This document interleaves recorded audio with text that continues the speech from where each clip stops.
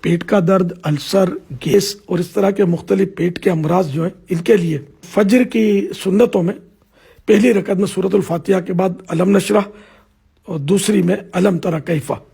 یہ انشاءاللہ بہت مفید رہیں گے۔ احادیث مبارکہ میں جو صورتیں فجر کی سنتوں میں پڑھنے کے لیے آئی ہیں تو وہ بھی کبھی کبھی پڑھ لی جائیں۔ نیز غذاؤں کا بڑا خیال رکھنا ہوتا ہے،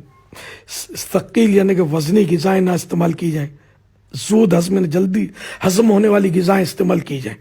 اور اچھی طرح چبا کر کھائیں۔ نوالا چھوٹا ہو، اچھی طرح چبائیں گے نا تو یہ منہ کا لعاب ضرورت کے مطابق ہاضم لعاب جو ہضم کرتا ہے وہ اس میں مکس ہو جائے گا اور پیٹ میں جا کر انشاءاللہ وہ فائدہ کرے گا، ورنہ جلدی جلدی نگلتے نا بغیر چبائے یا کم چبائے تو ظاہر ہے کہ وہ دانتوں کا کام آنتوں کو کرنا پڑتا ہے اور پھر آنت بیمار نہیں ہوں گے، معدہ خراب نہیں ہوگا تو کیا ہوگا۔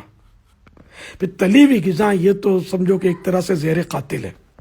یہ کباب، سموسے، پکوڑے اور طرح طرح کی پوریاں، کچوریاں، یہ تو اور پیزے، پراٹھے، یہ سب پیٹ کا بھی ناش کرتے نظام کا اور جناب والا دیگر بیماریوں کو بھی یہ لاتے ہیں، تو ان سے تو بہت بچنا چاہیے۔ اور یہ مدری پھول یاد رکھیں کہ مرض کا علاج صرف طبیب کے مشورے سے کرنا چاہیے۔ صلو علی الحبیب صلی اللہ تعالی علی محمد۔